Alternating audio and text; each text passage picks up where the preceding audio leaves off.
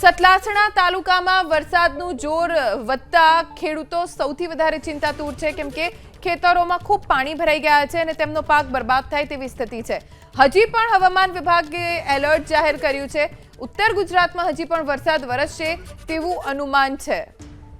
વધુ જાણકારી અમારા સંવાદદાતા હારૂન નાગોરી પાસેથી પ્રાપ્ત કરીશું।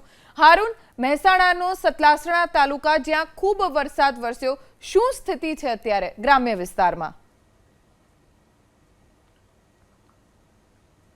ખાસ કરીને મહેસાણાના સતલાસણાના ખેરાલુ વિસ્તારની અંદર ધોધમાર વરસાદ વરસ્યો, જેના કારણે ખેતરો બેટમાં ફેરવાઈ ગઈ છે। હું આપને આ દ્રશ્યો બતાવવા જઈ રહી છું, જે સતલાસણા અને ખેરાલુ વિસ્તારના આ દ્રશ્યો છે।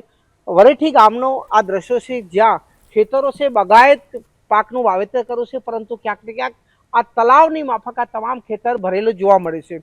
આ દ્રશ્યો જોવા મળી રહ્યા છે, કારણ કે જે રીતે ખેતર બેટમાં ફેરવાયું છે, આ ગામના દ્રશ્યો છે। બગાયત પાક હોય કે પછી અન્ય પાક, તમામ પાકને ક્યાંક ને ક્યાંક નુકસાન છે। આપને જ્યાં પણ નજર પહોંચશે ત્યાં જળ જોવા મળશે, જમીન તો જળ જેવી પરિસ્થિતિ ઊભી થઈ છે। ખેડૂતો વાવેતર કર્યું હતું ને આ વાવેતર ક્યાંક ને ક્યાંક બગડ્યું છે, કારણ કે જે રીતે ખેડૂતોની હાલત કફોડી બની છે।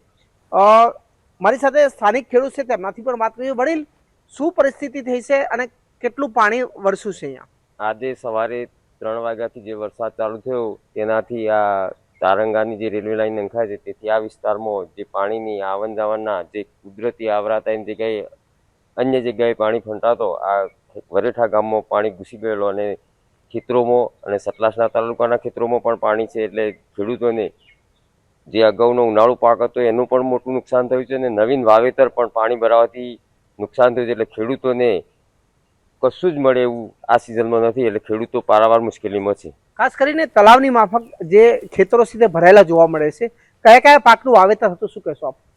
ઉનાળુ મગફળી, બાજરી એ વાવેતર નિષ્ફળ ગયો છે, ઘાસચારો નિષ્ફળ ગયો છે અને આગામી જે ચોમાસું મગફળી કે કપાસ જે વાવેતર એરંડાનું એ લોકોએ કરેલા છે, એ બધાએ પાણી ભરાવાથી નિષ્ફળ જવાના છે। એટલે ખેડૂતોને રોવાનો વારો છે।